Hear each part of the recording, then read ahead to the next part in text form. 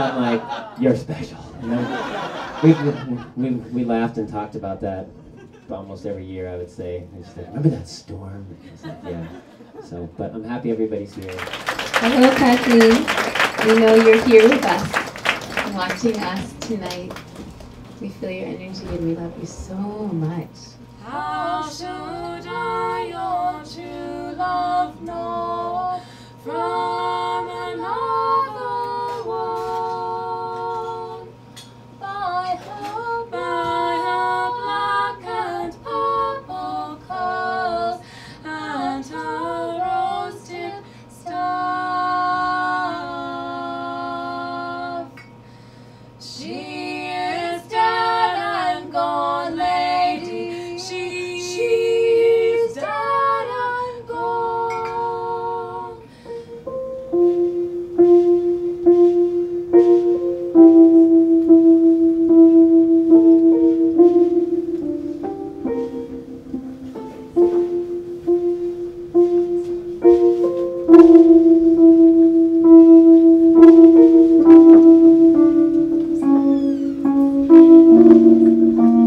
There's going to be a real, not that this isn't a real, but a funeral in early November. Kathleen's daughters are coming. I felt really honored. I had my own costumier, I thought. I was like, she belongs to me at some point, and I could just give her anything or ask her for anything and she'll make it for me. And I didn't realize what a wonderful thing that is. I'm realizing more and more when you tell somebody, like for example, I'd love to turn my body into a profile of a face. And she's like, okay, we can work on that. The nose goes on the elbow. I want to be a sperm. To some glorious, glorious outfits like the cape that I was wearing earlier, and it was so wonderful just to know somebody who would take an idea, like we throw, like I just have an idea, and then like 2 weeks later I would be wearing that idea. Oh, you are dressed to the nines. I hope to follow suit, dressed to the Kathleen nines. So somehow in my years in cabaret, I managed to actively avoid going to Kathleen's because I was scared. I was very scared of what she would do and how many ruffles I would leave with. And Billy Darling doesn't wear ruffles, does he? No. Anyway, it's a nice suit. What? That's right. And so the one time I went, I said, I'd like to look dashing this year. She said, oh, we'll give you a tuxedo. And this is what she made. But don't worry, don't worry. We won't show your nipples. So this is, for all of us, Kathleen's footsteps. To follow in Kathleen's footsteps is a motto for each lad or lass. And following in Kathleen's footsteps is a thing quite full of sass. We've shared her tea and rosy scent and worn her costumes well. She's smacked our asses, kissed our cheeks, and raised a bit of hell. May we find beauty everywhere, as she did every day. Kathleen, you've changed us, everyone, in all the deepest ways. So we're following in Kathleen's footsteps, following our dear sweet lass. We're following our dear sweet lass. She's just up front with a rose-topped cane, finding beauty in the rain. We don't know where she's going, but when she gets there, she'll be glad. We're following in Kathleen's footsteps, yes. We're following our dear sweet lass.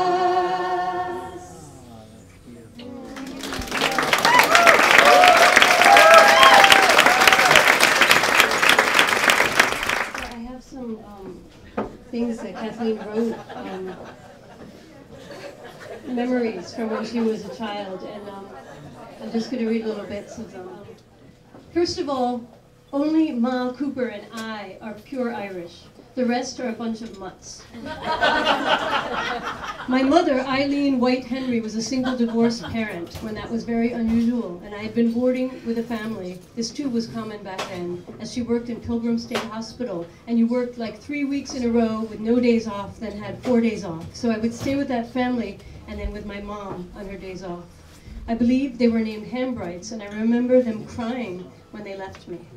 Well, my mom was up the creek. This happened so fast. She was in the same grade as Nellie and knew her slightly, and she was in Woolworth's actually crying because if she didn't find someone to care for her little girl, she would lose her job, etc. Well, Ma Cooper overheard her and recognized her as Nellie's former classmate and offered to mind me. I think it was 2 weeks. Then it turned into eternity. I was born in Southside Hospital August 15th, and I'm not going to say the date.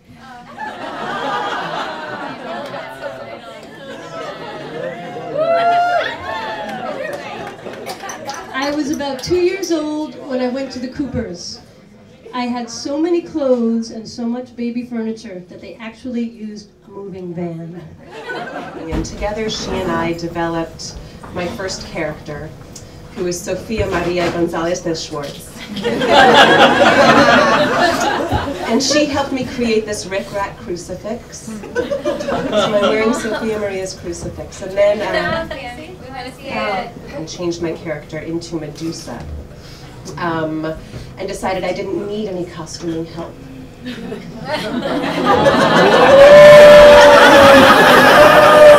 then, right, I'm missing. And thought I need advice, I need someone's support, and wasn't sure if I burned a bridge with Kathleen. But called her, and we went to tea. And she talked me through how to create this Pegasus multi-human costume. And it involved sheets and hangers. Who knew? One of the things about going to her house was that if you didn't call her and let her know you were coming, which was a very important thing, to let you know, so that she knew she had to be prepared. And I don't know what it was that she did to get prepared, but oftentimes I would just go without calling to see what it would be like. And so I would knock on the door, and then of course it would be like, just a minute, dear. And sometimes it was a few minutes, you know, but I get to stand at the door, you know, just waiting patiently. And then my mind got to wander, you know, what is going on the other side of that door? So maybe one of my imaginations was kind of like this. Just a minute, dear.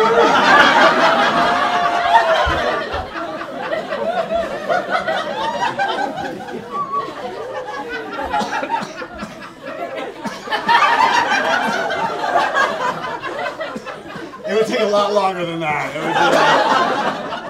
Near to the summer day, near to the moon at night, we're living a lovely way, dear.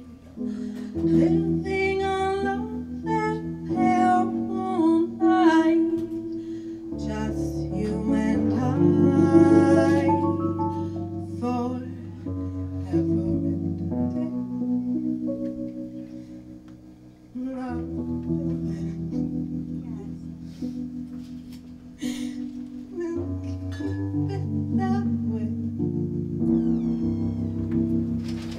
I have this really great one about the worst spanking she ever got. I can remember pulling you all in a little red wagon, and with a note pinned to my shirt with money, we would all go about 4 blocks away, across a busy street and the railroad tracks, to the little ma and pa grocery store, and you kids and me would either get Dixie cups of ice cream or penny candy and whatever groceries were in the note. Today they all would have been arrested for child endangerment. Ha ha ha ha. I remember one of the most serious spankings was when one day I had figured out how to climb up on the garage roof. I was a total daredevil. And all you little ones were so thrilled and impressed and begged to come up to. I took you one at a time, pushing and lifting and tugging, but I got you all up there. and I was really pumped. And some neighbors saw us and called the house. Your mom, Nellie, and some neighbor moms came running up the driveway, and I thought they would be proud of me. Congratulate me. You guys were all waving and smiling, so happy. Hell, they wouldn't even let me help you get down. Alas, no use, spanked, and then some. I think they took turns. I was also a total Sarah Bernhardt. I had my tonsils out at 2.5, and I remember coming home wearing a quilted robe and lavender satin, very elegant, and Sally and Cordelia bending down asking me how I felt. I supposedly, while dramatically placing my wrist on my forehead, exclaimed, "I am utterly exhausted." So how's the company here? Are we all doing good? So I want to know, how come, if she was so against nudity, why would Kathleen, for some godforsaken reason, make me a pair of pants like this?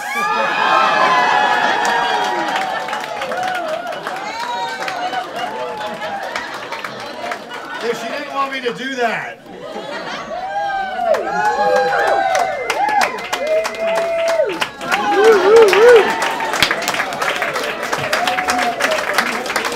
I would put up a picture of one of our kids and then just wait. And then you'd see like all those X's and O's. And Kathleen would be right there with like, "Oh, isn't that amazing?" Which was so gratifying. For anyone that has kids, you're like, that's right, they're amazing. And sometimes I would see her little note, like in a moment where I was like, taking a break, in the bathroom, with my phone.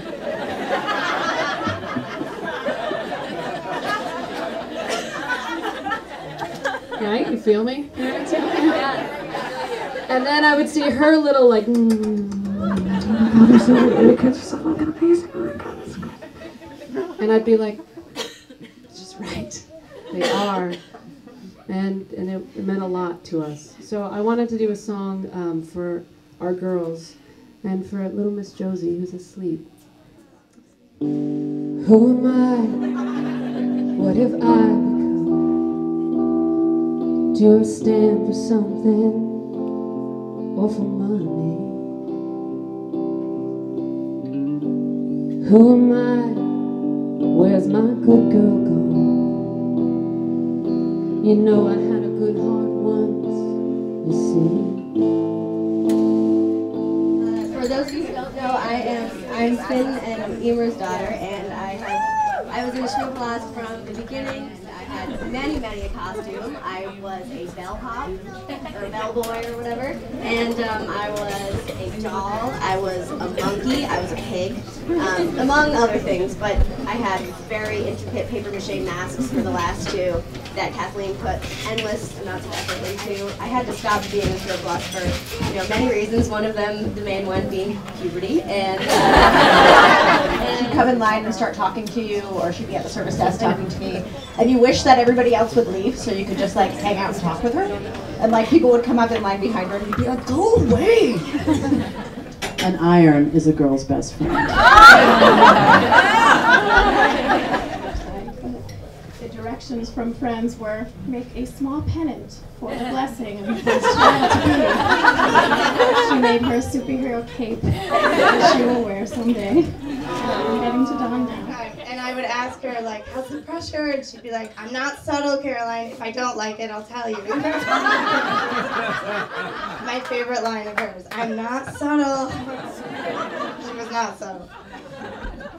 So a little while ago when she found out she was sick and wanted to see people for the last time, she said, I want you to come over and give me a massage. And I didn't know it would be the last one, but I guess I kind of knew during it because I did my normal thing and said, hey, how's the pressure? And I'm expecting her to say, I'm not subtle, Caroline, I'll tell you. And she finally went there. She was in the zone, and it was so beautiful. I don't think anybody has ever spent time with Kathleen and had her be quiet for more than 10 seconds, let alone 10 minutes. And she was quiet for like an hour, and she was awake, and she was breathing so deeply and beautifully, and I swear like rose tears were coming out of both our eyes. And thank you for finally going to the zone. I love you, Kathleen. So I met this woman who was always impeccably dressed. The first thing I want to say is that all these stories, in every case, I hear her voice, and I can smell her smell, and I can see the expression on her face in everyone's story, you know. And I know you all can. I know that's what happens when people tell stories about Kathleen, is that we all understand who she is. And so anyway, so I'm maybe 21 or 22, and I go into the shop, and here's this little woman who is talking incessantly to my mom, and I say, who is this weird? Who's this weird little woman who has co-opted my mother and my sister? How do I escape? And for the next however many years it's been, I keep running into Kathleen, and she says, how's your mom? How's your sister? How's Hank? How's, everybody in your family and everything? And we have a conversation for about a half an hour, and we talk about everything in the world, and I help her carry her groceries home, and she became this stable community icon to me. And I can't imagine walking down the street without her anymore, and I saw her just a couple weeks ago, I feel like, and we talked like we always do, and she said, how's your mom? How's your sister? How's Hank doing in college? How did he get to be so big? And bless her heart, and bless all of your hearts for coming and sharing all your stories with us. Thank you.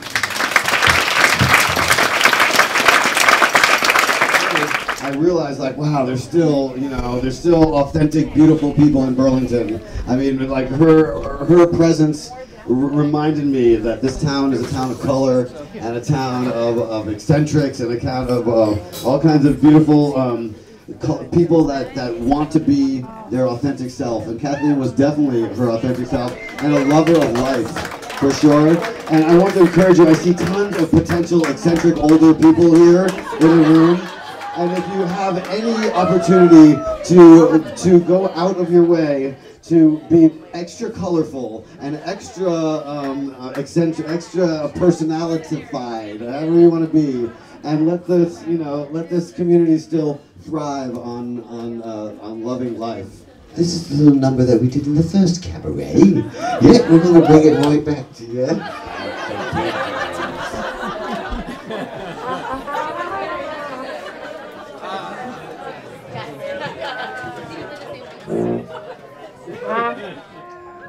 I can't put chutzpah in my purse. I'd rather keep my sense of humor than keep kosher.